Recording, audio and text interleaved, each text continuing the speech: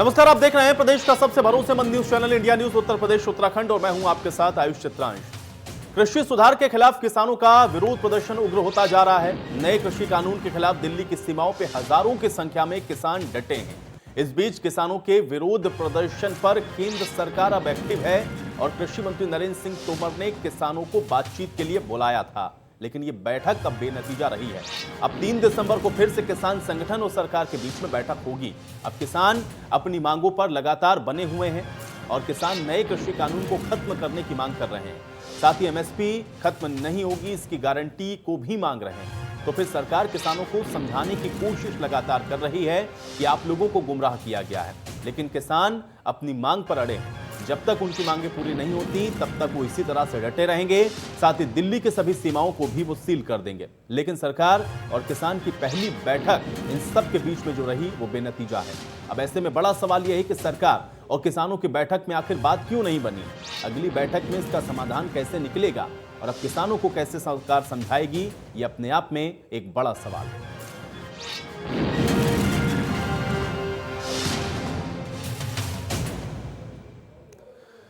तो आज बड़ी बहस की शुरुआत करेंगे, लेकिन उससे पहले सपा की तरफ से अखिलेश यादव ने किसानों के विरोध प्रदर्शन को लेकर के क्या कुछ कहा है, आइए आपको ये सुनवाते हैं। हमारा पेट भर रहा है और जिसका बेटा सेवा कर रहा है या सीमा की रक्षा कर रहा है, हमारा किसान अगर दुखी हो जाएगा और आर्थिक रूप से कमजोर हो जाएगा तो केवल किसान कमजोर नहीं हो रहा, पूरे देश की अर्थव्यवस्था चरमरा रही है और साथ ही साथ जो पारिवारिक संतुलन है वो भी बिगड़ जाएगा। मुझे याद है कि महोबा जिले में सबसे ज़्यादा किसानों ने आत्महत्या की।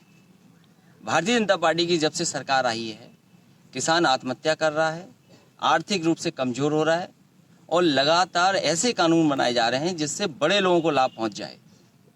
अब मंडी में क्या व्यवस्था बना पाएंगे सरकार के नहीं बना पाएंगे। दूसरा, मैं ये जानना चाहता हूं कि जिस तरह के कानून अब लागू हो जाएंगे, किसान को कहां समर्थन मूल्य मिलेगा? सरकार ने जो कीमत तय की है, आप मुझसे नहीं, लाइन में जितने लोग लगे, सड़क पे जितने किसान दिखाई दें या गरीब दिखाई दे, उससे पूछिए क्या उसको धान का पैसा सही मिला जो सरकार ने निर्धारित किया था। तो आप देख रहे थे अखिलेश यादव की तरफ से जिस तरीके की बातों को कहा गया, उसके बाद सवाल यही है, क्योंकि विपक्ष के साथ साथ आप देखिए किसान अब लगातार विरोध कर रहा है। आज जो बैठक लगभग 3.5 घंटे के आसपास चली है वो बेनतीजा रही है। सवाल यही बरकरार है कि आखिर आज जब 3.5 घंटे की ये मैराथन बैठक उसमें कोई नतीजा नहीं निकला है तो फिर आगे जो बैठक है उसमें समाधान निकलेगा कैसे? क्योंकि किसान लगातार विरोध भी कर रहे हैं। आज भी जो रिएक्शंस आपने सुने इस बैठक के बाद, जो तुरंत आपको हम लोगों ने सुनवाए, किसान ज्यादातर इस बात को कह रहे हैं कि एक तो कोई बात बनी नहीं है, सरकार अपनी बातों को सिर्फ बता रही है। दूसरा ये भी अहम सवाल है कि जिस एमएसपी को लेकर के, जिस कानून को लेकर के उनको एतराज है, उस पर समाधान सरकार के पास क्या है? कमेटी बनाने का जो प्रस्ताव रखा गया उसको किसानों ने ठुकरा दिया और यह भी कहा गया कि अगर आप कमेटी बना भी रहे हैं तो फिर आप इसकी रोजाना बैठक करें और जब तक ये बैठक चलती रहेगी, इस कमेटी से कोई समाधान निकलता नहीं है, तब तक किसानों का प्रदर्शन भी साथ में चलेगा। और इसके बाद अब 3 तारीख यानी कि कल का एक दिन और छोड़ करके एक बार फिर से किसानों को बुलाया गया है, जिसमें यह कहा गया, क्योंकि केंद्रीय कृषि मंत्री भी सामने आए, उन्होंने भी कहा कि किसानों को अब यह कहा गया कि उनकी जो समस्या है उसको लेकर के वो आए और बिंदुवार उन सारी ही समस्याओं के ऊपर चर्चा होगी, क्योंकि एक एक विषय को वो एड्रेस करना चाह रहे हैं। अब सवाल यह है कि आज की बैठक से चूंकि कोई रास्ता निकला नहीं है, किसान अपनी मांग को लेकर के विरोध पर अभी भी डटे हुए हैं। यह भी कहा गया किसान संगठनों की तरफ से कि अभी जितनी संख्या आपको दिख रही है इससे और ज्यादा ये आपको आगे आने वाले समय में दिखेगी, क्योंकि लगातार किसान इन बॉर्डर्स पर पहुंच रहा है और वहां पर यह विरोध जताता हुआ नजर आ रहा है, क्योंकि ये जो बिल है वो किसानों के हित में नहीं है। ये बात किसान संगठन लगातार और बार बार कह रहे हैं, जबकि सरकार बार बार ये कह रही है कि ये बिल किसानों के हित में है। अब सवाल यह है कि आज की बैठक में अगर ये समाधान नहीं निकला है तो अगली बैठक में ये कैसे निकलेगा? दूसरा सवाल यह है कि किसानों को समझाने की जो कोशिश सरकार कर रही है, आखिर उसमें सरकार उनको कैसे साधेगी, उनको कैसे समझाएगी? ये भी एक सवाल है, क्योंकि किसान लगातार इस बात को कह रहे हैं कि उनको इस बिल को वापस लेना होगा, या तो इसके अंदर वो जो संशोधन चाहते हैं वो सरकार को करना होगा और एमएसपी को लेकर के जो एतराज हैं उसको भी सरकार को एड्रेस करना होगा। और साथ ही साथ जो विपक्ष है वो भी लगातार सरकार के ऊपर हमलावर है। कांग्रेस, समाजवादी पार्टी, तमाम विपक्षी दल इन बातों को लेकर के विरोध कर रहे हैं कि सरकार किसानों के हित के लिए काम नहीं कर रही और सरकार को किसानों की बातों को सुनना चाहिए।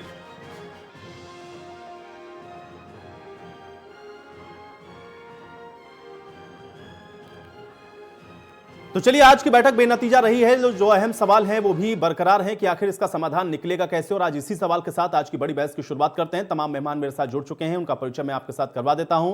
कुमार अशोक जी हमारे साथ जुड़े हुए हैं, प्रवक्ता हैं भारतीय जनता पार्टी के। कुमार अशोक जी, बहुत स्वागत है आपका इस चर्चा में। उमाशंकर पांडे जी हमारे साथ जुड़े हुए हैं, प्रवक्ता हैं कांग्रेस पार्टी के। उमाशंकर पांडे जी, आपका बहुत स्वागत है। सुनील सिंह साजन जी हमारे साथ जुड़े हुए हैं, प्रवक्ता हैं समाजवादी पार्टी के। सुनील सिंह साजन जी, आपका बहुत स्वागत। और योगेश तलान जी हमारे साथ जुड़े हुए हैं, किसान नेता हैं। योगेश जी, आपका भी बहुत स्वागत है इस चर्चा में। योगेश जी, आज आपसे ही शुरुआत करते हैं इस चर्चा की, क्योंकि अभी जो बैठक रही है वो बेनतीजा रही। एक कमेटी बनाने का प्रस्ताव जरूर दिया गया, लेकिन उसको भी ठुकरा दिया गया है। अब यहां से आगे की रणनीति क्या और कैसे इसका समाधान निकलेगा, क्योंकि 3 तारीख को आप लोगों को फिर बैठना है। योगेश तलान जी। सरकार की मंशा शुरू से ही साफ नहीं रही है। हमको बिल्कुल भी उम्मीद नहीं थी कि आज कोई समाधान निकलेगा, और वही हुआ। ये जो एक्सरसाइज सरकार ने आज की है, ये इस कानून को पारित करने से पहले भी हो सकती थी। अगर ये तब नहीं हुई तो आज कैसे इसका कोई समाधान निकलेगा। सरकार की ओर से हमें इस बात की बिल्कुल उम्मीद नहीं थी, और वही हुआ भी।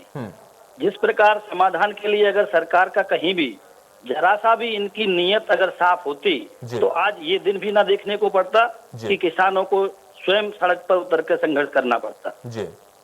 तो सरकार की जब नीति और नियत में खोट साफ साफ दिखाई दे रहा है तो उनसे उम्मीद नहीं हो सकती कि वो कोई समाधान के लिए मीटिंग कॉल करेंगे। ये भी एक दिखावा है कि किसान नेताओं को बुला लीजिए, उनको समझाने का प्रयास कर लीजिए, इसके अलावा कुछ नहीं है यथार्थ में। और जो किसानों की परेशानियां हैं उनसे इनका दूर दूर तक कहीं कोई लेना देना दिखाई नहीं दे रहा है। ये रहा आज का जो है।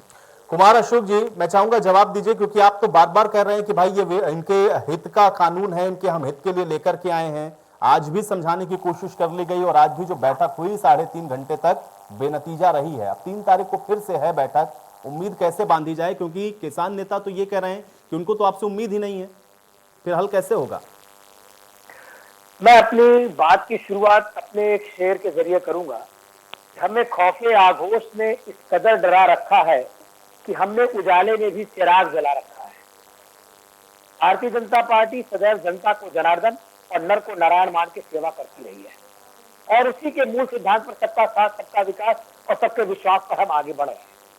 चाहे किसान की बात हो, देश सम्मान निधि के नाम पर प्रत्येक किसान के खाते में 6,000 रुपया प्रतिवर्ष दे रहा हो, जिसने फसल बीमा योजना जैसी एक महत्वाकांक्षी योजना लागू किया है, जिसने एमएसपी के अंतर को इतने वर्षों बाद बढ़ाने का काम किया हो, जो आज कृषि क्षेत्र का बजट रक्षा क्षेत्र के बाद 2,36,000 करोड़ का इतना बड़ा बजट हमने सबके सामने रखा हो, तो आज किसान का उनके ऊपर अविश्वास करना कहीं ना कहीं संदेह के घेरे में खड़ा करता है।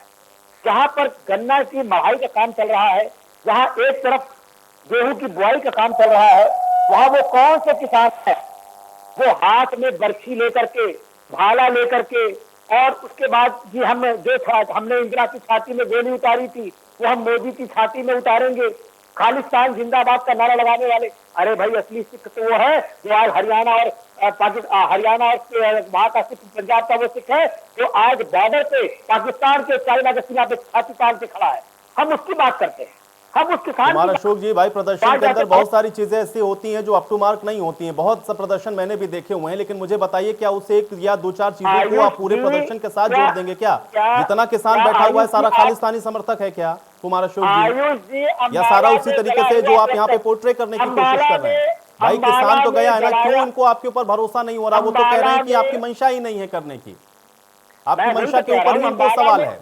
क्योंकि जब वो कह रहे हैं कि उनको चाहिए ही नहीं, तो आप उनको दे क्यों रहे हैं? सवाल तो ये है ना, इसका जवाब क्या है आपके पास? अब आज क्या सुधार नहीं होना चाहिए? क्या कारण है कि आप उस सुधार को स्वीकार नहीं कर रहे हैं? आज हमने एमएसपी कहीं पर भी बढ़ा, हमने कहीं एमएसपी हटाया नहीं है, पुराना किसी नियम को हमने हटाया नहीं है। प्रधानमंत्री बार बार आश्वासन दे रहे हैं, पूरी सरकार आपको आश्वासन दे रही है, फिर कौन से ऐसे कारण है कि अंबाला में जलाया हुआ ट्रैक्टर ला करके दिल्ली में पटक दिया जाए? ऐसा कौन सा कारण है कि आप जो अब्दुल कबूतर को दाना नहीं खिलाता, वो अब्दुल ले जा करके घर घर में वहां पर राशन खाना बनवा रहा है, राशन बांटा जा रहा है, ट्रकों में राशन बांटा जा रहा है? ये कहां से कैसे हो रहा है? देखिए, कुमार अशोक जी, वो सब किसान ही तो है भाई। आज तो हरियाणा में आरती को सपोर्ट करते हुए नजर आए, उनको राशन पानी तो कोई तो पहुंचाएगा ही भाई, आपस में अपना भाईचारा है वो दे रहा है उनको जाकर के। किस राज्य में जाकर इसका हल निकालना है कुमार अशोक जी, ये कहने से काम नहीं चलेगा कि ये पॉलिटिकली मोटिवेटेड है या ये कौन लोग हैं तो किसान ही ना, आप इनकार तो नहीं करेंगे ना कि भाई इतने आदमी बाहर बैठा हुआ है, लाखों की संख्या में जो बॉर्डर पर इकट्ठा हो रहा है वो सारा किसान नहीं, सब पॉलिटिकली मोटिवेटेड होकर पहुंच गया, प्राथमिकता की बात कर रहे हैं, वो सब पॉलिटिकली मोटिवेटेड होकर के पहुंच गया कुमार अशोक जी। ये तर्क तो नहीं चलेगा ना यहाँ पर। प्राथमिकता की बात कर रहे हैं और अगर आपको पता है, और अगर आपको कुमार अशोक जी पता है कि भाई ये सब खालिस्तानी है या इनसे कोई हल नहीं निकलना, तो फिर आज आपको वार्ता की जरूरत नहीं थी, आपको तो पता ही है ना सब कुछ। किसान को अन्नदाता के रूप में स्वीकार कर रहे हैं, फिर वार्ता किससे कर रहे थे? बरोबर ही रख रहे हैं। ठीक है, तो आप अविश्वास का कारण तो नहीं, किस अविश्वास के तहत में बार बार किसी बात को, ठीक है, मैं अविश्वास का कारण पूछ लूंगा, मैं अविश्वास का कारण बिल्कुल पूछूंगा, विश्वास का कारण बिल्कुल पूछूंगा, लेकिन ठीक है आपको भी एड्रेस करना होगा ना, ये कहने से काम नहीं चलेगा कि भाई देखिए उसके अंदर कुछ लोग ऐसे थे इसलिए आप इस पूरे आंदोलन को ही उसका स्वरूप दे दें कि नहीं भाई उसके अंदर जो लोग कर रहे हैं आंदोलन वो सारे ही वैसे हैं, ऐसे नहीं चलेगा। सुनील सिंह साजन जी, मैं आपका रिएक्शन चाहूंगा, आज की बैठक बेनतीजा रही है, 3 तारीख को फिर बैठने वाले हैं। सुनील सिंह साजन जी, देखिए आज पूरे देश की नजर किसान आंदोलन पर है और इस बैठक पर थी। मैं केवल ये कह सकता हूं कि एक तरफ कल माननीय प्रधानमंत्री जी कह रहे हैं कि हम कानून लेकर के आए हैं, वो किसानों के हित में है, दूसरी तरफ सरकार किसानों के साथ बैठक कर रही है, लेकिन इनकी नीयत साफ, ये उन किसानों को जिनको अन्नदाता कहते हैं उनको इन्होंने आतंकी कहा, लाठीचार्ज कराई, वाटर कैनन से हमला किया, आंसू गैस छोड़े, ये मतलब संवेदनहीन लोग सरकार में बैठे हैं। मैं अभी भारतीय जनता पार्टी के प्रवक्ता को सुन रहा था, इन्होंने बड़ी लक्ष्यदार बातें सुनाई हैं, देश ऊब चुका है आपकी इस लक्ष्यदार बातों से। हम आपको एक सरकार का एक रिपोर्ट बता रहे हैं, एक एक्सीडेंट डेथ एवं सुसाइड इन इंडिया की रिपोर्ट है कि मोदी सरकार बनने के बाद इस देश में किसानों की जो आत्महत्या 42% बढ़ गई है। या इस पर आप कुछ बताएंगे? यह इकलौता उदाहरण है जो आपकी नीतियों को सामने ला रहा है कि आपकी मंशा किसानों को लेकर के क्या है। दूसरी बात, 14 सालों में सबसे निचले स्तर पर कृषि आय है। तीसरी जो भारतीय जनता पार्टी की सबसे बड़ी उपलब्धि है, कृषि बजट में 20,000 करोड़ इन्होंने कम किए हैं। अब बता दीजिए, उत्तर प्रदेश में एक तरफ आप कह रहे हैं, अब सुन लीजिए, उत्तर प्रदेश में एक तरफ आप कह रहे हैं स्वामीनाथन रिपोर्ट के बाद हम 1.5 गुना कर देंगे, योगी जी कह रहे हैं कि हम 22 में 2 गुना कर देंगे। हम केवल आपसे जानना चाहते हैं, बताओ उत्तर प्रदेश में धान की खरीदारी हो रही कि नहीं? आपके ही विधायक, भारतीय जनता पार्टी के ही सांसद इनके अधिकारियों के खिलाफ, बिचौलियों के खिलाफ भ्रष्टाचार का आरोप लगा रहे हैं, धरने पर बैठे हैं। अरे किस मुंह से आ गए आप टीवी पर बोलने कि हम किसानों के हित में हैं? एक तरफ आप किसानों का आतंकवादी कहते हो, सबसे पहले भारतीय जनता पार्टी देश के किसानों से माफी मांगे, देश के प्रधानमंत्री मांगे, देश के कृषि मंत्री मांगे। बताओ, आपकी इतनी हिम्मत, आप किसानों का आतंकवादी कह दोगे? उन्हीं किसानों के बेटे सीमाओं पर सुरक्षा कर रहे हैं, वो पूरे देश को खाना खिला रहे हैं, आप उनको आतंकवादी कह देंगे? हम आपके वैचारिक काकाओं का इतिहास जानते हैं, आपके वैचारिक काका अंग्रेजों के दलाल रहे हैं, मुखबिर रहे हैं। तो आप अपना इतिहास कहाँ किसानों को आतंकवादी कहकर के अपना इतिहास साफ करना चाहते हो? ठीक है, चलिए सुनील सिंह साजन जी, मैं इसका जवाब ले लूंगा। कुमार अशोक जी हमारे साथ हैं, उमाशंकर पांडे जी को भी मैं शामिल करूंगा इस चर्चा में। ठीक है, एक मिनट, उमाशंकर पांडे जी, बैठक बेनतीजा रही है, 3 तारीख को फिर बैठना। कुमार अशोक जी मैं आपको समय दूंगा, पूरा जवाब दीजिएगा। देखिए, चर्चा समाजवादी पार्टी और भारतीय जनता पार्टी के बीच में नहीं है ना, किसानों के मसले पर है चर्चा। ठीक है, आप लोग आरोप करते रहिएगा। उमाशंकर पांडे जी, आज बैठक बेनतीजा रही, 3 तारीख को फिर बैठ रहे हैं, कैसे उम्मीद की जाए कि कोई हल निकलेगा इसका? जी आयुष जी, अभी योगेश जी को आपने सुना और उन्होंने कहा कि उनको पहले से पता था कि बैठक बेनतीजा रहेगी, और हम भी ये जानते हैं कि ये बैठकें बेनतीजा रहेंगी और तब तक इसका निर्णय नहीं आएगा जब तक सरकार को डर नहीं पैदा हो जाएगा किसानों का, जब तक पूरे देश के किसान एकजुट होकर इस सरकार को भूमि अधिग्रहण बिल की तरह नहीं डराएंगे, तब तक ये सरकार बैकफुट पे नहीं जाएगी। क्योंकि ये अच्छे बोलने वालों की सरकार है। जैसे तमाम टीवी चैनलों में एंकर अच्छे बोलने वाले रखे जाते हैं, वैसे एक बढ़िया प्रधानमंत्री अच्छा बोलने वाला इन्होंने रख दिया है। इसके अलावा कुछ नहीं। रिमोट कंट्रोल अंबानी और अडानी के पास है। क्रोनोलॉजी समझ लीजिए कि अगस्त में अब मुकेश अंबानी जी फॉर्चून ग्रुप खरीदते हैं और सितंबर में जो है किसान कानून का बिल आ जाता है। ये ऐसे ही नहीं है। अडानी जी पहले से फॉर्चून का तेल और आटा बेच रहे हैं, मुकेश अंबानी जी भी बेच रहे हैं। तो ये ऐसे नहीं है। इसके पीछे इस देश के किसानों को गरीब, गुलाम और बंधुआ मजदूर बनाने की साजिश है।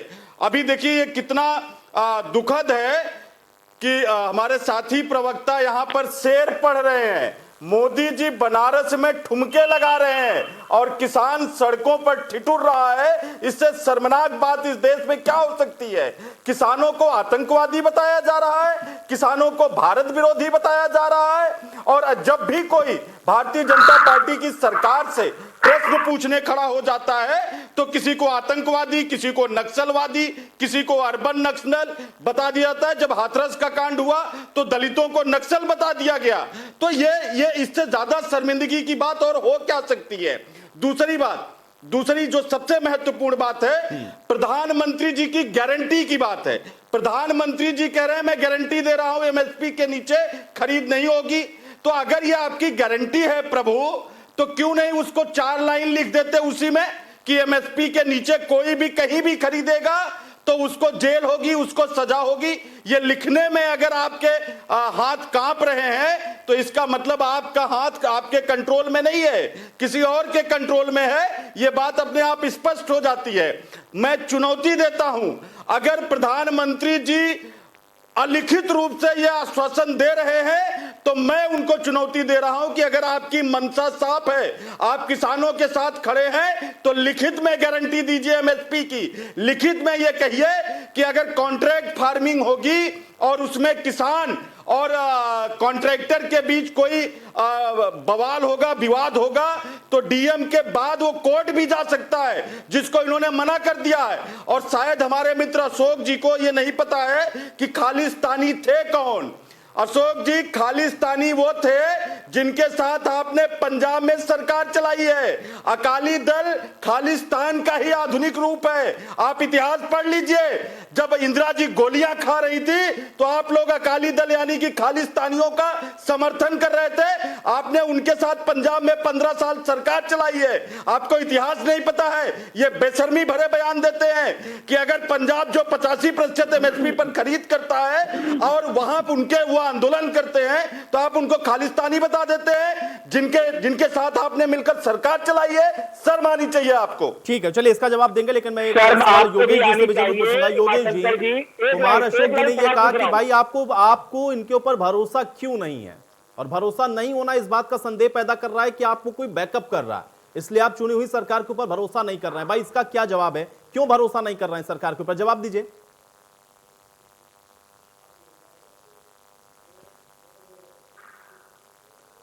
आयुष जी मुझसे प्रश्न है? नहीं, योगेश जी से मेरा सवाल है। योगेश जी, आप एक देखिए, बहुत बड़ी साधारण सी बात है। जिस बात का ये एमएसपी चिल्लाते हैं, पूरे देश में कहीं भी फसल एमएसपी के ऊपर नहीं खरीदी जा रही है। याद होगा सभी को, कांग्रेस के टाइम पे 4500 रुपए तक धान बिक गया था। आज राष्ट्र में इनकी सरकार, प्रदेश में इनकी सरकार, तो क्यों नहीं इस बात पर कंट्रोल किया जा रहा है? मक्का का एमएसपी रेट क्या है और मक्का 700 और 800 रुपए कुंटल मंडियों में बिक रही है।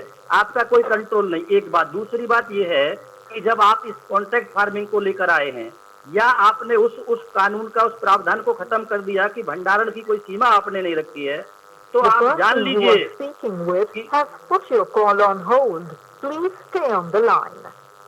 आप जिस व्यक्ति से बात कर रहे हैं, योगेश जी से मुझे लग रहा है कुछ तकनीकी समस्या है, हमारा संपर्क टूट गया है। कुमार अशोक जी, बहुत सवाल आपके ऊपर थे, जवाब दीजिए। इसमें मेरा एक और सवाल मैं ऐड करना चाहता हूँ। आप उसको आप ये देखिए, आप मुझे बताइए, आपने इसमें कॉन्ट्रैक्ट की व्यवस्था की है, आपने कॉन्ट्रैक्ट की व्यवस्था को न्याय प्रक्रिया से अलग क्यों रखा? कोई भी किसान अगर किसी झगड़े की सूरत में कहाँ जाएगा? एसडीएम के पास। उसके अलावा आपने कोर्ट का प्रावधान खत्म कर दिया। तो क्या देश के न्याय की परंपरा खत्म करने जा रहे हैं आप? इसमें सीधा सीधा यही दिखाई दे रहा है। किस हाल में किस तरह से आप पर भरोसा किया जाए? कुमार अशोक जी, आप जवाब दीजिए। आप सबसे पहली बात मैं उमा शंकर जी की बात का जवाब देना चाहूंगा, जिसमें केंद्र सरकार ने बाजरे का एमएसपी मूल्य 2150 रुपए रखा है। मैं उनसे जानना चाहता हूं कि राजस्थान में ये 1300 रुपए क्यों है? वहां पर उन्होंने एमएसपी मूल्य बाजरे का 1300 रुपए क्यों रखा है? कि राजस्थान का किसान हरियाणा में अपना बाजरा बेच रहा है। अब सिर्फ तर्क और वितर्क की राजनीति आप लोग करते हैं। आप मुझे बताइए, इतना भी नहीं पता अशोक जी, आप प्रबुद्ध साथी है। एमएसपी केंद्र सरकार तय करती है, स्टेट गवर्नमेंट नहीं तय करती। मुझे आप उत्तर प्रदेश की बात करिए, आप मुझे लंदन और अमेरिका की बात करेंगे तो मुझे उससे क्या लेना देना है? उनका प्रश्न है न्यायालय। इस देश की न्यायालय और न्याय व्यवस्था इतनी सक्षम है कि वो किसी कानून के द्वारा रोका नहीं जा सकता। किसी भी कानून में ये नियम नहीं बनाया जा सकता कि आप न्यायालय नहीं जा सकते। न्यायालय जाने के रास्ते सदैव सबके खुले हुए हैं। मैं अपने साथी मित्र से अनुरोध करूंगा कि वॉल्यूम 1 और वॉल्यूम 2 पूरी तरह से पढ़ लें और किसी भी न्यायाधीश से ये समझ लें कि क्या किसी भी विषय पर कानून में या न्यायालय जाने के लिए कहीं कोई रुकावट है क्या? पढ़ने की जरूरत है। आप वो 2 लाइनें हमें दिखा दीजिए टीवी पे, जिसमें आप ये कह रहे हैं कि इसमें न्याय प्रक्रिया का प्रावधान दिया गया है। आप बता दीजिए न्याय प्रक्रिया का प्रावधान दिया गया है। पहले आपको आर्बिट्रेटर के पास जाना है। आर्बिट्रेशन एक्ट के तहत एसडीएम वहां का आर्बिट्रेटर है, जो खेत की व्यवस्था को जान रहा है। उसके बाद न्यायालय पूरी खुली हुई है। किसने आपको भड़काया? यही तक तो हम कह रहे हैं कि आप लोगों को भड़काने का काम कर रहे हैं। आप लोगों में भ्रम फैलाने का काम कर रहे हैं। आप प्रधानमंत्री की बात नहीं मानेंगे, आप मंत्री की बात नहीं मानेंगे, आप लिखित प्रावधान नहीं मानेंगे। जो राहुल गांधी कहेंगे या विपक्ष कहेगा वो आप मानेंगे? कहिए आप। हमारे देश के आदरणीय प्रधानमंत्री जी ने यह भी कहा कि किसानों की आय दोगुना करेंगे। आज 1500 और 1400 रुपए धान बिका, आपने कौन सी आय दोगुना की? कुमार अशोक जी, मुझे बताइए भाई। कुमार अशोक जी, ये कहने से तो हल नहीं होगा ना इसका कि आपने कह दिया कि आपको जो करना है करिए। भाई मुझे बताइए कि आपकी जो सरकार बनी उसमें इन लोगों का भी तो योगदान है ना। अरे ऐसे आप कैसे इनकी आय दोगुनी करेंगे? भाई किसान तो सड़कों के ऊपर है ना। कुमार अशोक जी, देखिए आपको उनकी बात को एड्रेस तो करना पड़ेगा। अगर वो कह रहा है कि उसको इंश्योरिटी चाहिए, अगर वो कह रहा है कि उसको एमएसपी की इंश्योरिटी चाहिए और आप कह रहे हैं कि ये हित में है, प्रधानमंत्री कह रहे हैं कि ये हित में है, उसको ऐड करने में क्या दिक्कत है? एक सेकंड कुमार अशोक जी बताएंगे। योगेश तलान जी, आप थोड़ा सा शांत रहें। कुमार अशोक जी, मुझे बताइए एमएसपी को लेकर के इनको इंश्योर करने में आपको क्या आपत्ति है? अगर इनके हित में है, प्रधानमंत्री खुद कह रहे हैं ना मंडी व्यवस्था खत्म होगी ना एमएसपी पर खरीद खत्म होगी, तो इंश्योर कर दीजिए ना भाई, कानून में प्रावधान कर दीजिए। क्यों नहीं कर रहे हैं? इसका क्या जवाब है? इंश्योर कर दिया गया है। क्या पिछला कानून जो बना हुआ है, नया कानून आने के बाद पिछला कानून समाप्त हो जाता है क्या? आप मुझे जरा एक्ट के विषय में बताइए कि आज इतने एक्ट में नए अमेंड होते रहते हैं, लेकिन पुराना एक्ट वहां बना रहता है। यही झोल है आपका, यही बेईमानी है। तो आपकी नियत जरूरत क्या है? फिर नए कानून की क्या जरूरत है? जब पुराना कुछ समाप्ति नहीं हो रहा है, जब कुमार अशोक जी पुराना कुछ समाप्ति नहीं हो रहा है, तो नया क्या ला रहे हैं आप? फिर तो रहने दीजिए, जरूरत क्या? फिर तो किसान कह रहा है कि ना वापस लीजिए, उनको जरूरत ही नहीं है। नए से कुछ बेहतर कर रहे हैं ना, तो वो बताइए। और किसान कह रहा है कि भाई उसको तो आशंका है ना कि मंडी खत्म हो जाएगी, प्राइवेट लोग आ जाएंगे, फिर वो एमएसपी पे बिकेगा नहीं, सरकारी व्यवस्थाएं खत्म हो जाएंगी। भाई इंश्योर करिए ना, चाहे प्राइवेट खरीदे या सरकारी खरीदे, एमएसपी से नीचे कोई नहीं खरीदेगा तो हम उसको जेल करेंगे। यही तो मांग रहा है ना किसान। अगर पुराना कानून समाप्त नहीं हो रहा तो नए की जरूरत क्या है भाई? कुमार अशोक ये नहीं मांग रहा है। अगर ये ऐसी व्यवस्था है तो मैं खुद किसान हूँ। उत्तराखंड में आड़तिये हैं और 20% आड़तिये अनरजिस्टर्ड है, 80% अनरजिस्टर्ड है, 20% रजिस्टर्ड है। ये उत्तराखंड की स्थिति बता रहा हूं मैं आपको, जहां पर आड़तिये काम कर रहे हैं। पंजाब में 35% आड़तिये अनरजिस्टर्ड है और वो किसानों से खरीद करते हैं। मैं तो उन अनरजिस्टर्ड लोगों की दुकानें बंद हो रही है, ये मलाई खत्म हो रही है।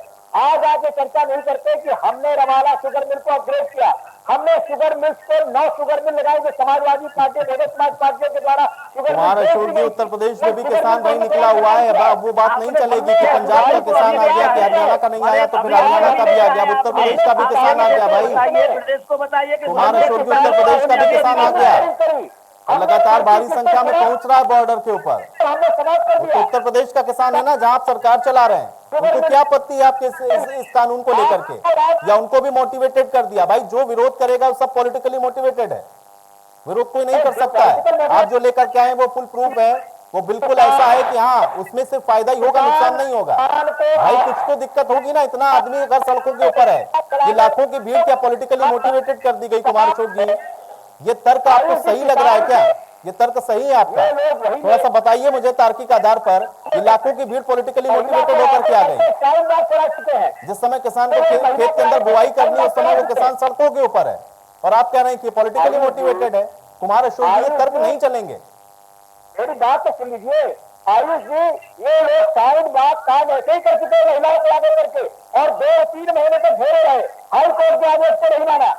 आज ये किसान को आगे करके सिर्फ अटकाई दे रहे हैं, इसको समझने की जरूरत है। ऐसा क्या कारण है कि आप सरकार से बात करने 4 बार वार्ता हो चुकी है, 4 बार की वार्ता में आप भरोसा नहीं कर रहे, 4 बार की वार्ता 3 तारीख को पुनः होनी है। आपको कहा जा रहा है कमेटी बना लीजिए, कमेटी में भरोसा यही तो कह रहा है ना किसान की वार्ता से कुछ हो ही नहीं रहा है, क्योंकि वो जो चाह रहा है उस बात पर आप लोग उसको एड्रेस ही नहीं कर पा रहे हैं। वार्ता इसीलिए तो बेनतीजा होती है। किसान कहाँ वार्ता से भाग रहा है? किसान तो आज भी आया और आज भी कह रहा है कि बेनतीजा हम 3 तारीख को फिर आएंगे, नहीं आयुष जी, क्योंकि उसको पता है कि हल निकलेगा तो वहीं से। लेकिन आप अगर उसको सिर्फ यही करना होता तो वो आपसे वार्ता करने के लिए भी नहीं आता, क्योंकि जितनी संख्या में यहाँ बॉर्डर पर लोग हैं, आपको वार्ता करने के लिए वहां चले जाना पड़ जाता। लेकिन वो खुद आया आपके पास, आपके निमंत्रण पर वो पहुंचा, क्योंकि वो उम्मीद करता है कि आप उसका हल निकालेंगे। लेकिन अगर आप ये कहें कि ये पॉलिटिकली मोटिवेटेड है तो मुझे लगता है इससे तो फिर हल नहीं निकलने वाला। इससे तो मंशा साफ हो रही है कि आप तो कह रहे हैं कि आपको जो करना है करिए, फिर किसान जो करेगा उसकी जिम्मेदारी आप लोगों की होगी। तुम्हारे अशोक जी, ऐसा नहीं है, हम किसान के साथ हैं और हम किसान के बीच में हल निकालना चाहते हैं। हम चाहते हैं कि अच्छा हल निकले। ये कैसा साथ है आपका? ये कैसा साथ है आपका कि आप किसान पर आंसू गैस के गोले डालते हैं, आप किसानों को लाठियों से पीटते हैं, आप किसानों के रास्ते पर खड्डे खोद देते हैं, ये साथ आप दे रहे हैं किसान का? किसान की समृद्धि में समझौता नहीं होगा। मूल किसान का अधिकार संरक्षित रहे, मूल किसान का चलिए अधिकार सुनील साजन जी, सुनील साजन जी, आपको लग रहा है कि इस तरीके से या फिर ये जो तर्क यहाँ पर रखे जा रहे हैं और यही नहीं तमाम चर्चाओं में जो बातें कही जा रही है उससे ऐसे हल निकलेगा?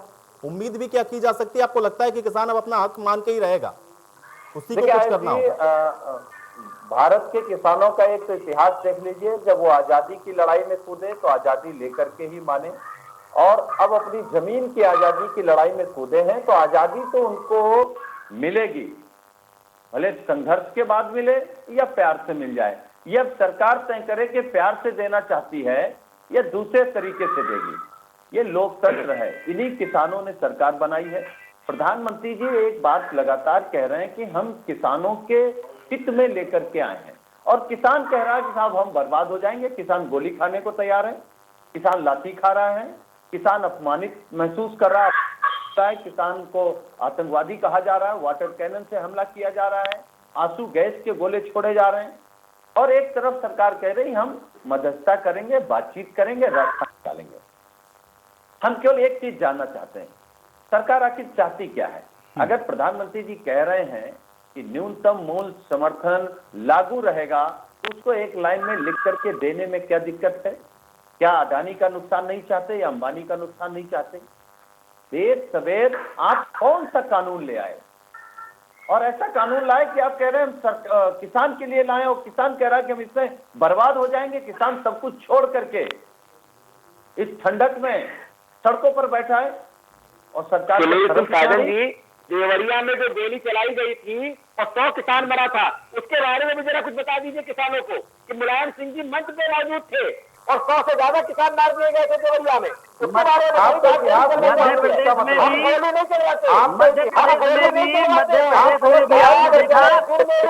माननीय शिवराज सिंह चौहान जी की सरकार ने कितने किसानों पर गोलियां चली, उसका भी जवाब देना चाहिए। हम गोली नहीं चलवाते हैं, देखिए मौका दे रहे हैं, कुमार अशोक जी भला किसने किया है भाई, मुझे तो ये समझना है ना। आपके ये कह देने से कि कांग्रेस ने भला नहीं किया 70 साल में, किसानों की आज ये स्थिति है, आपने बता दिया कि भाई उस समय ऐसा हुआ था, मुलायम सिंह मंच पर मौजूद थे, ऐसा हो गया। आपने क्या किया कुमार अशोक जी? इस समय मौजूदा दौर में सवाल आपसे पूछा जाएगा, आपने क्या किया? आपको ये बताने से नहीं होगा ना। आप मुझे बताइए कि अगर आप इतना बेहतर कानून ला रहे हैं, कुमार अशोक जी अगर बेहतर कानून ला रहे हैं तो किसान सड़कों पर क्यों है? इसका कोई जवाब नहीं है आपके पास। कानून अगर उनके हित में है, आप कोई कल को ऐसा कानून लेकर के आए जो कहें कि मेरे हित में है और मैं सड़क पर आ जाऊं, मैं कहूं कि मेरे हित में नहीं है, तो भाई मेरे हित में कैसे? आपको मुझे समझाना पड़ेगा ना, मुझे बताइए ना भाई उनके हित में कैसे है। आप बता ही नहीं पा रहे। और अगर समझा पा रहे होते तो आज भी जो 3.5 घंटे बैठक चली है उसमें किसान समझ गए होते। समझा ही नहीं पा रहे हैं आप। इसका मतलब इसके अंदर कोई कुछ लूप होल्स ऐसे हैं जिसका जवाब नहीं है आप लोगों के पास, क्योंकि किसान जो पूछ रहा है उसका पुख्ता जवाब होना चाहिए ना आपके पास। वो कह रहे हैं कि उनको एमएसपी को लेकर इंश्योर करिए, आप कह रहे हैं कि पुराना कानून जो चल रहा है उसमें तो हमने छेड़छाड़ नहीं की। भाई करिए ना, उनके मन में डाउट है तो। पुराना कानून जो चल रहा था अगर वो बहुत बेहतर होता तो किसानों की आज ये स्थिति नहीं होती। आप तो कह रहे हैं ना कि आप बिल्कुल ड्रास्टिक चेंज लाने वाले हैं, 2022 में आय दोगुनी करेंगे, तो भाई पुराने कानून को खत्म करिए। वो कह रहा है कि हमको एमएसपी को इंश्योर करिए, करिए भाई एमएसपी। पुराना कानून खत्म नहीं होगा। अगर हमको पुराना कानून खत्म करना होता तो हम मंडी को अपग्रेड नहीं करते। हमने मंडी का इतना। कुमार अशोक जी आप मेरी बात ही नहीं समझ रहे हैं। आप कह रहे हैं कि आप पुराना कानून नहीं हटा रहे हैं, तो आप मुझे बताइए ना भाई नए में क्या ऐसा लेकर के आ गए कि किसान कह रहा है कि उसकी एमएसपी खत्म हो जाएगी? नया क्या है? जो एक आप किसान नहीं आई थी, आप किसान का दर्द समझिए, मैं किसान हूँ। कुमार अशोक जी आपको पता है मेरा बैकग्राउंड? कुमार अशोक जी आपको मेरा बैकग्राउंड पता है? आप खेती करने रोज जाते हैं हल कुदाल लेकर के। मैं भी किसान परिवार से आता हूँ, मेरी पूरी 3-4 पीढ़ियां किसानी करती हुई आई हैं, इसलिए आप मुझे मत बताइए कि मैं किसान हूं कि नहीं हूं। और डायरेक्ट और इनडायरेक्ट इस देश का एक नागरिक किसानों के साथ जुड़ा हुआ है, इसलिए इस तर्क को मत रखिए यहाँ पर, और कम से कम मेरे साथ मत रखिएगा। नहीं, मैं ये नहीं कह रहा हूँ, मैं ये कह रहा हूँ, क्षमा करिए मुझे, मेरा ये कहना है कि एक जिले से दूसरे जिले में ले जाने में पुलिस रोकती थी। आपने भी देखा होगा, अगर आप दूसरे जिले में अपना अनाज लेके गए होंगे, नहीं ले जा सकते थे आप। आज आप एक प्रदेश से दूसरे प्रदेश तक ले जा सकते हैं और अपनी बेहतर कीमत पा सकते हैं। तो हमने ओपन मार्केट सिस्टम किया है। योगेश तलान जी को समझाइए ना। कुमार अशोक जी, योगेश तलान जी क्यों नहीं समझ रहे? योगेश तलान जी क्यों नहीं समझ रहे? स्वामित्व तो हमने किया है। योगेश तलान जी क्यों नहीं समझ रहे? मैं फिर कह रहा हूँ, कुमार अशोक जी मैं फिर कह रहा हूँ, प्रधानमंत्री अगर कह रहा है, प्रधानमंत्री देश का अगर कह रहा है कि आपकी एमएसपी खत्म नहीं होगी, मंडी व्यवस्था हम खत्म नहीं करेंगे, हम आपकी आय को दोगुनी करेंगे, भाई ये आपके फायदे का कानून है। जिसके फायदे की बात कर रहे हैं वही सड़क के ऊपर है। ये कैसा फायदा है कुमार अशोक जी? इसका क्या जवाब है? आईसी हमने किसान के लिए इसकी जमीन नीलाम करने की व्यवस्था को रोका है। किसान की जमीन कुमार अशोक नीलाम जी करने की व्यवस्था आप सीधी जवाब, आप मेरी बात का सीधा जवाब नहीं दे रहे, मैं समझ गया आपके पास इसका कोई तर्क नहीं। ठीक है सुनील सिंह साजन जी, ठीक है कुमार अशोक जी अब इसका मत करिए, मैंने पूछ लिए कई काउंटर सवाल आपसे। सुनील सिंह साजन जी समाधान क्या है? देखिए समाधान यही है कि देखिए सरकार पहली जिम्मेदारी कि वो किसान की बात करे। किसान बात कर सरकार ये भ्रमित है या समझ नहीं पा रहे, सरकार समझा सरकार और है किसानों की सरकार है, बड़े सरकार है, बड़ा बहुमत है। तो इतना बड़ा बहुमत अगर मिला है किसानों का आय दोगुनी कर दे, खाद कर दे, बिजली सस्ता कर दे, डीजल सस्ता, बीज सस्ता कर दे। आप क्या सस्ता कर पाए? आपने कहा था आय दोगुनी कर देंगे, कितनी आय आप बढ़ा पाए? कई सवाल हैं। आपने सब कुछ तो व्यापारियों को दे दिया, आपने बीएसएनएल बेच दिया, एयरलाइंस बेच दी, आपने रेलवे बेच दिया, अब क्या किसानों की खेती भी बेच देना चाहते हैं? अडानी अंबानी को गिरवी रख देना चाहते हैं? और कितनी मुश्किल से आजादी मिली है, आपका तो आजादी में कोई योगदान है नहीं। देश कैसा आजाद हुआ ये भी आप नहीं जानते, क्योंकि आप खड़े आपके वैचारिक काका। तो अगर आजादी मिल गई, हम आप सब लोग आजाद हैं, उसी लोकतंत्र को बचाने की आप कोशिश कर रहे हैं, उसी की बात हम लोग कर रहे हैं।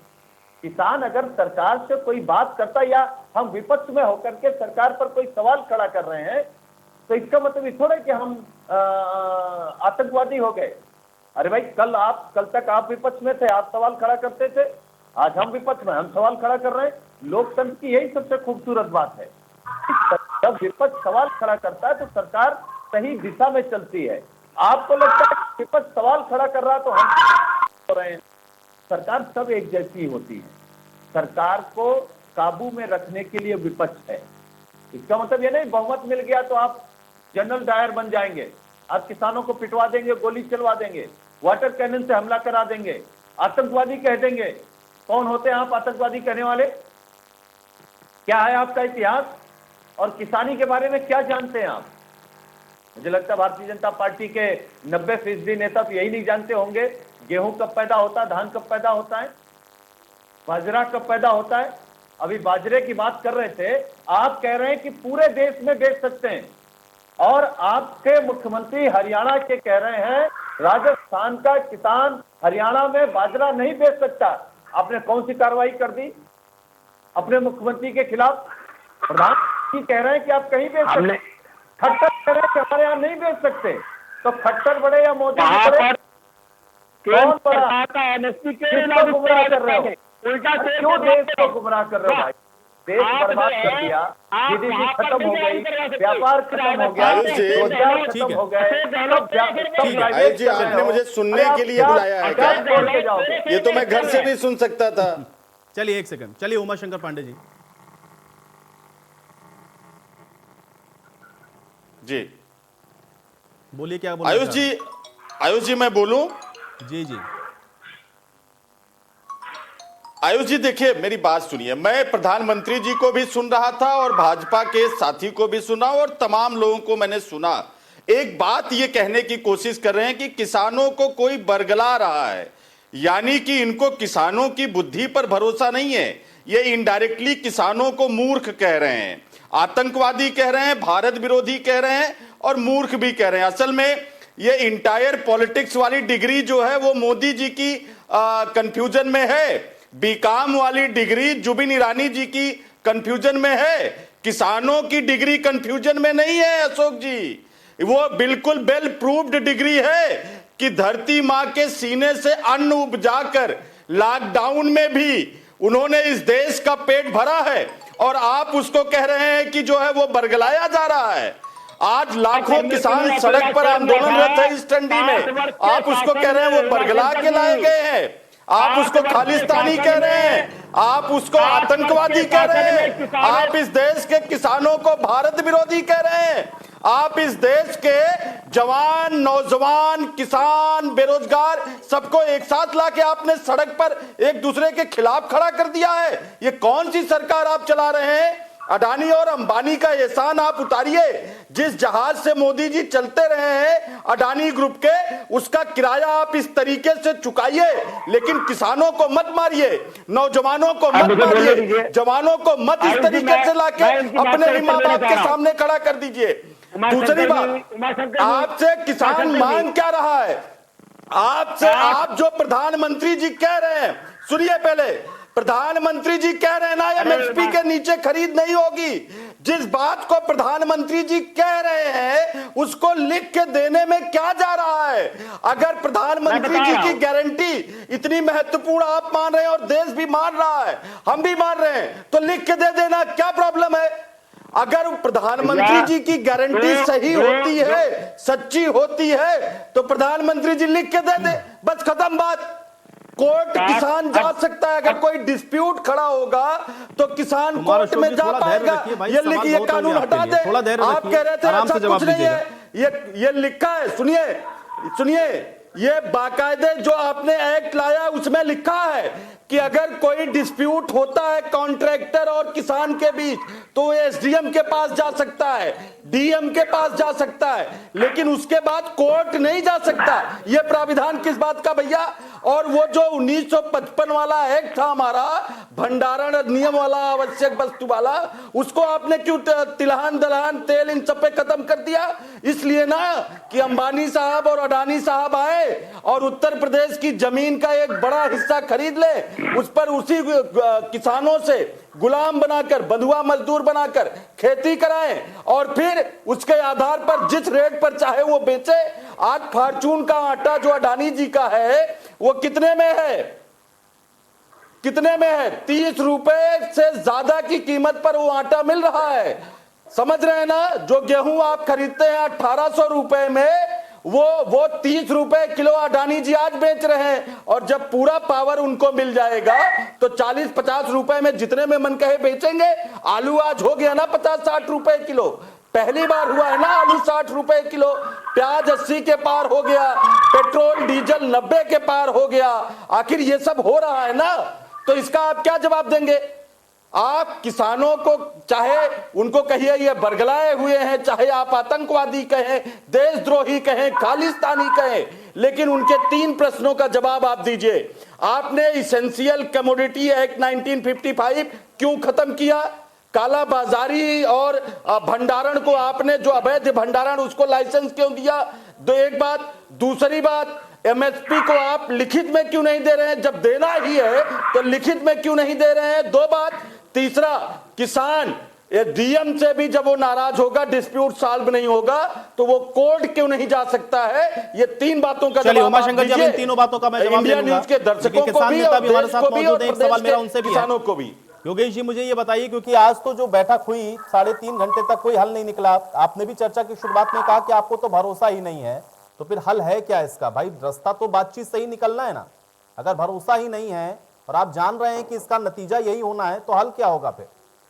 देखिए, जिस प्रकार आज किसानों के जितने भी संगठन हैं, उन सभी ने आके वहां पर, हेलो जी जी, मैं सुन रहा हूँ योगेश जी, बात रखें। जिस प्रकार किसानों के संगठन के नेताओं से इन्होंने वार्ता की, तो हल अगर इनके पास होता तो ये आज मसला हल हो चुका होता।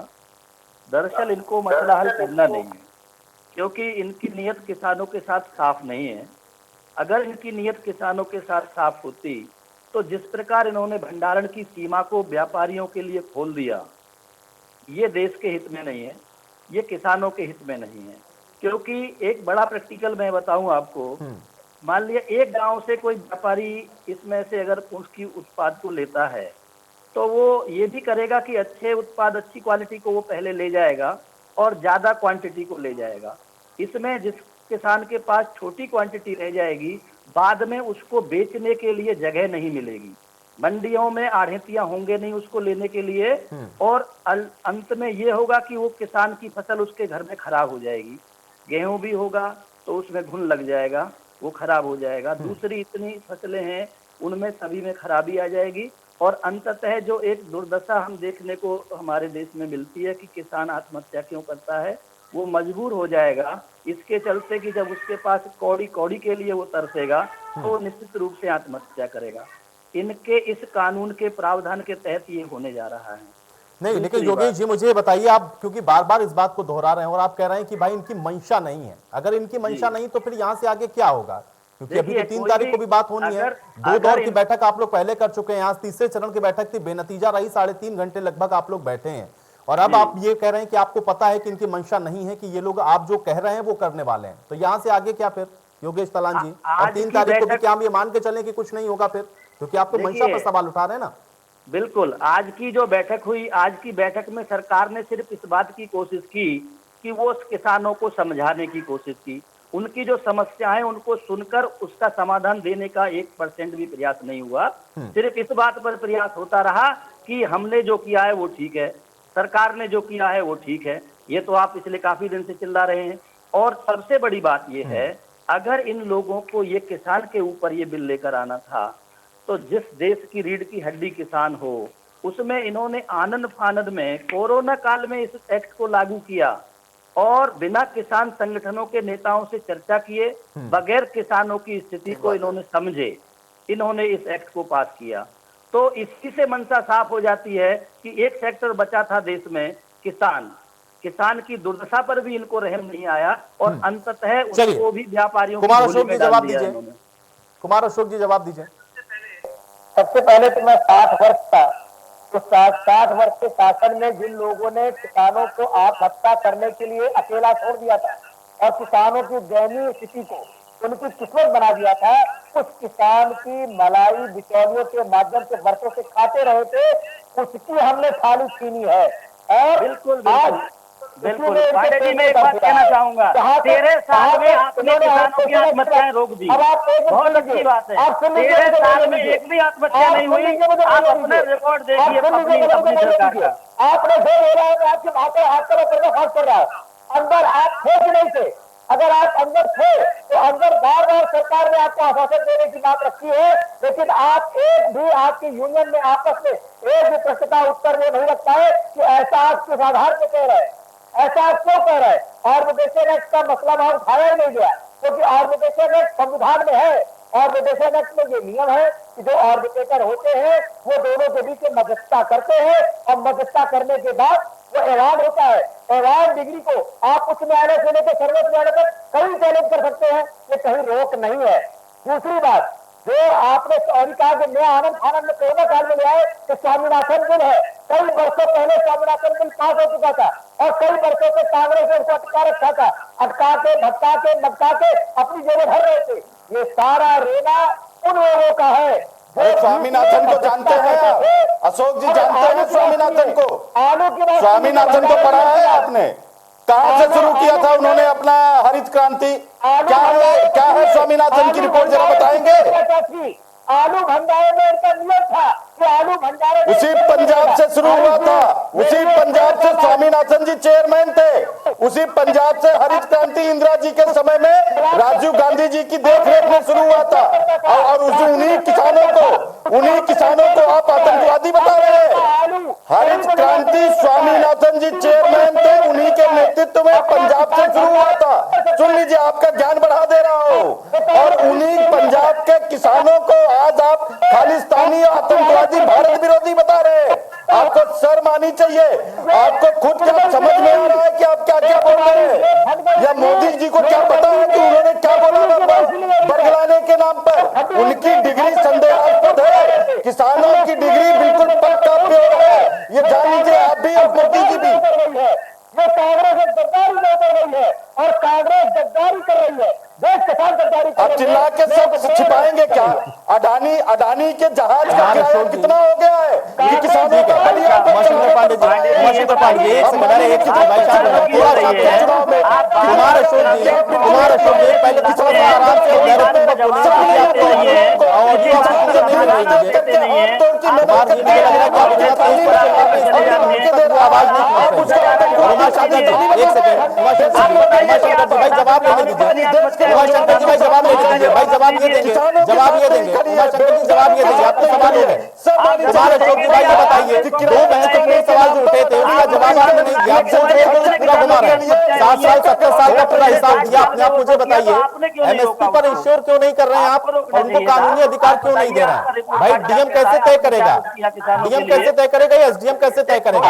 कानूनी अधिकार क्यों नहीं दे रहे हैं उनको? भाई यही तो एतराज है ना, इसको आप एड्रेस ही नहीं कर पा रहे हैं ना, इसका कोई तार्किक जवाब है आपके पास? अगर वो एमएसपी की इंश्योरेंस चाहता है तो आप बताइए क्यों नहीं कर रहे हैं आप, उसमें क्या दिक्कत है? आप उसको एमएसपी को लेकर इंश्योर क्यों नहीं कर रहे हैं? ये डाउट क्यों आ रहा है किसान के माइंड में? और अगर आपका शीर्ष नेतृत्व कह रहा है, मोदी जी कह रहे हैं कि भाई एमएसपी पर खरीद होती रहेगी, जो बात वर्बली कही जा सकती है वो रिटन में दी जा सकती है।